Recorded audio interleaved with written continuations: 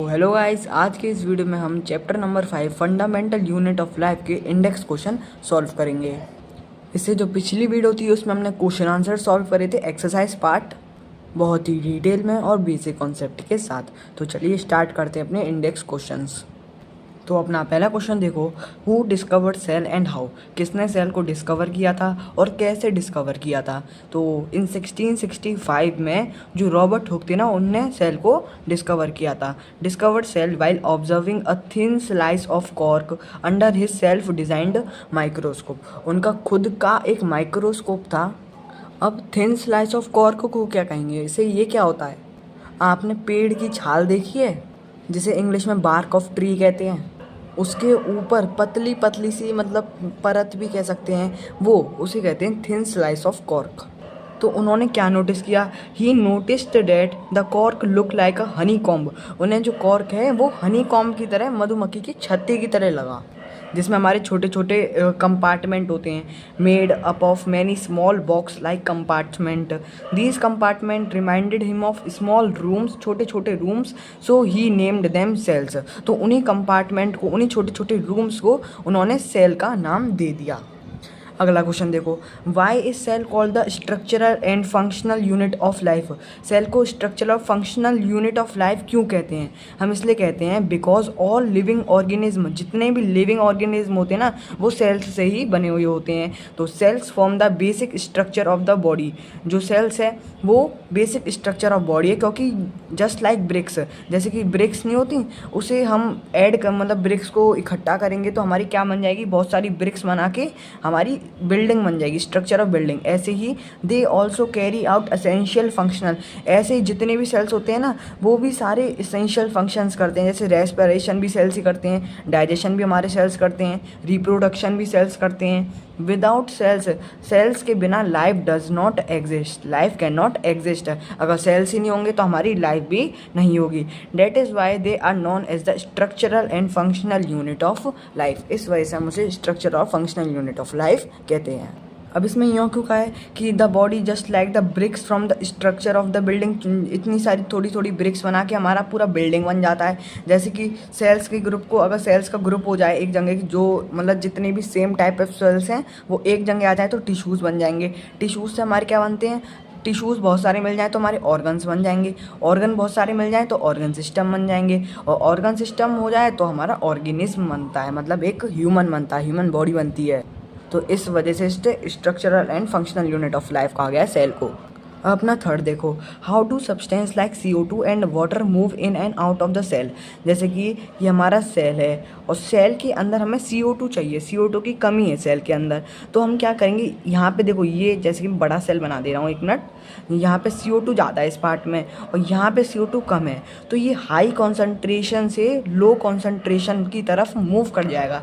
लेकिन इसमें कोई प्लाज्मा मेम्ब्रेन क्रॉस कर रहा है क्या, कोई यहाँ पे कोई मेम्ब्रेन आ रही है जो इसे क्रॉस करके हाई टू लो जा रहा है। तो इस प्रोसेस को हम क्या कहेंगे, डिफ्यूज़न कहेंगे। तो substances like CO2 and water, और जो वाटर होता है, जैसे कि देखो वाटर का भी एक एग्जांपल दे रहा हूँ, वो होता है वाटर ऑस्मोसिस से।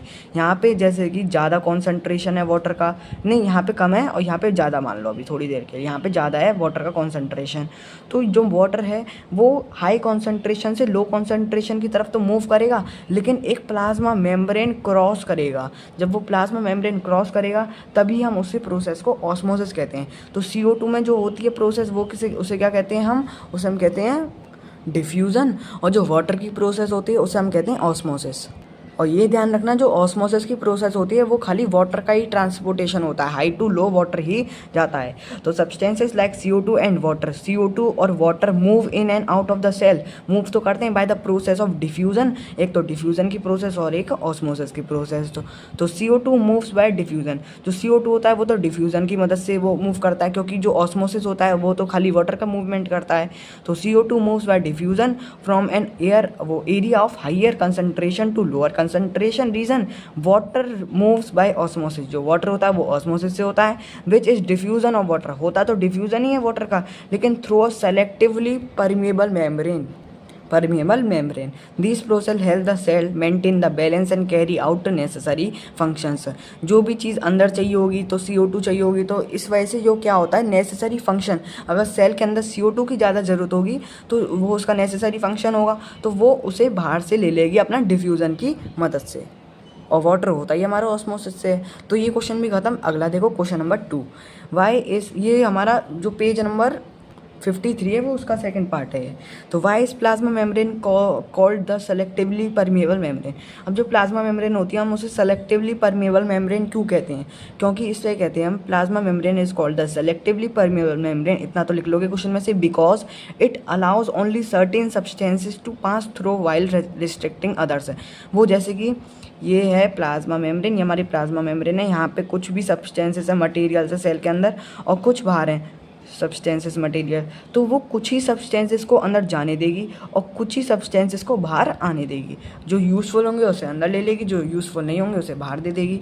तो प्लाज्मा मेम्ब्रेन, इस वजह से हम उसे सेलेक्टिवली परमेबल मेम्ब्रेन, वो सेलेक्ट करती है मटेरियल्स को, जो उसे अंदर भेजने होंगे वो अंदर भेजेगी और जो उसे बाहर निकालने होंगे वो बाहर निकालेगी। Because it allows certain substances to pass through it, certain मतलब कुछ ही सब्सटेंसेस, वाइल रिस्ट्रिक्टिंग अदर्स, और औरों को नहीं आने देती।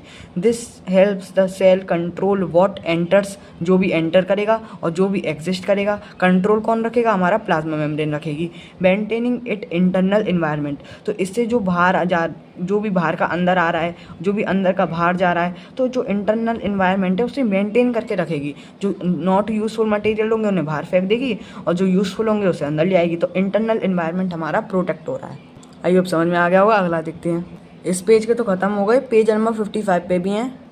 पेज नंबर 55 में हमारा बस इतना ही है, फिल इन द गैप्स, जो गैप्स है उन्हें फिल करना है। देखो ये प्रोकार्योटिक सेल्स हैं, ये यूकार्योटिक सेल्स हैं। पहले वाले में तो हमें साइज़ बता ही दिया, पहले वाले का साइज़ है 10⁻⁻⁻6 मीटर, और जो इसकी है 5-100 UM। इसका साइज़ हमारा छोटा होता है, इसका साइज़ बड़ा होता है। प्रोकार्योटिक सेल्स में न्यूक्लियर रीजन कैसा होता है, और उसे न्यूक्लियर रीजन को हम क्या कहते हैं। देखो, और यूकार्योटिक सेल्स होते हैं जो, उसमें जो न्यूक्लियर रीजन होता है वो तो वेल डिफाइंड होता है, उसमें मतलब न्यूक्लियर मेम्ब्रेन भी होती है और सब कुछ होता है, and surrounded by nuclear membrane, जैसे कि अभी बताया। अभी एक बार इसे डायग्राम की मदद से बताता हूँ।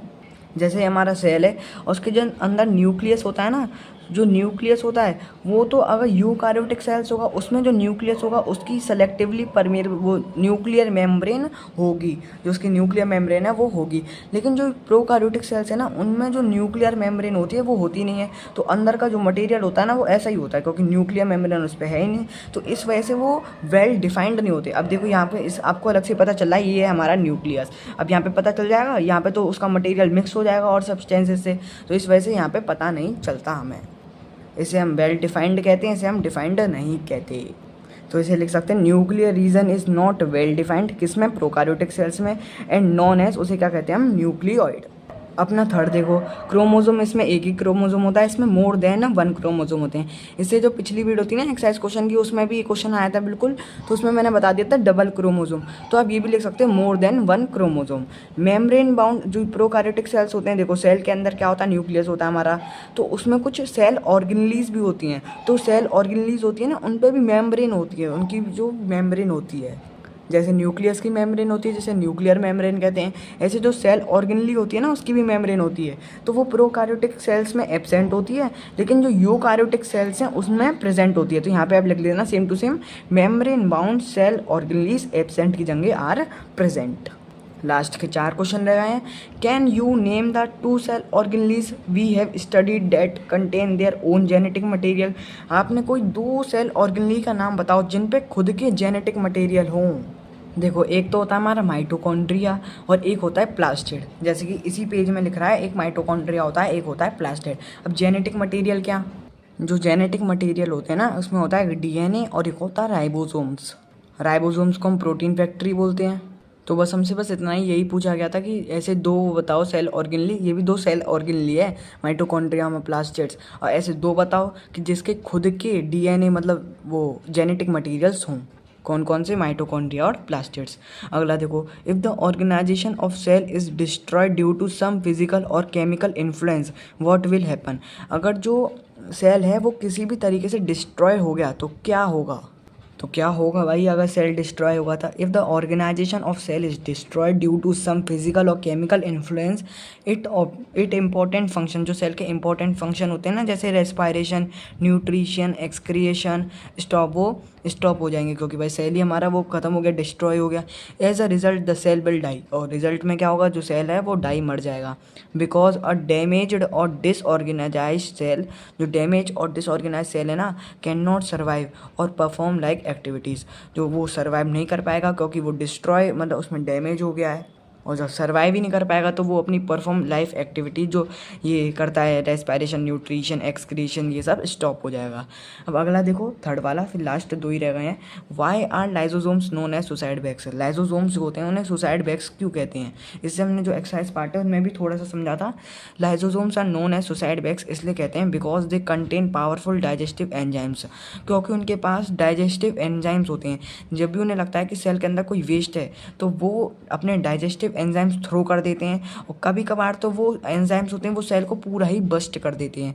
तो पढ़ते हैं, if the lysosome burst inside the cell, अगर जो लाइजोसोम्स हैं वो इनसाइड बस्ट हो गए सेल के अंदर, these enzyme can digest the cell's own component, जो वो एंजाइम्स होते हैं उनके वो अपना खुद का ही सेल खा जाते हैं, own components, leading to the self destruction of the cell. इस वजह से खुद ही डिस्ट्रक्ट, मतलब अपना सेल है ख़त्म कर देते हैं, खुद ही कर देते हैं। तो इस वजह से हम उन्हें सुसाइड कहते हैं, सुसाइड बैग्स।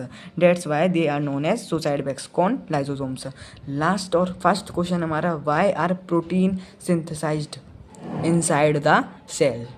जो प्रोटीन होता है वो सेल के अंदर क्यों सिंथेसाइज होता है, वो सॉरी कहाँ होता है? प्रोटीन्स कहाँ सिंथेसाइज होता है? सेल के अंदर। कहाँ होता है? राइबोसोम्स में होता है। तभी तो हम राइबोसोम्स को प्रोटीन फैक्ट्री कहते हैं, प्रोटीन वहीं पे सिंथेसाइज होता है।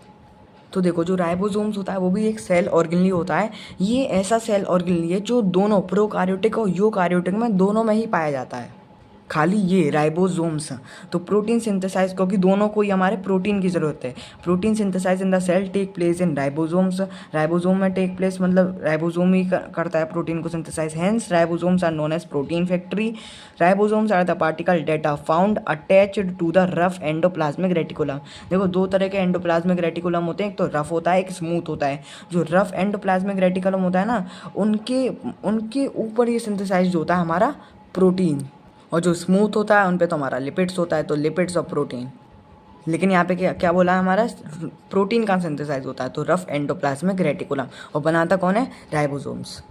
और रफ एंडोप्लाज्मिक रेटिकुलम को क्या कहते हैं हम? RER। देखो, RER, इस वजह से। तो गाइज यहाँ से हमारे ख़त्म होते हैं इंडेक्स क्वेश्चन भी सारे।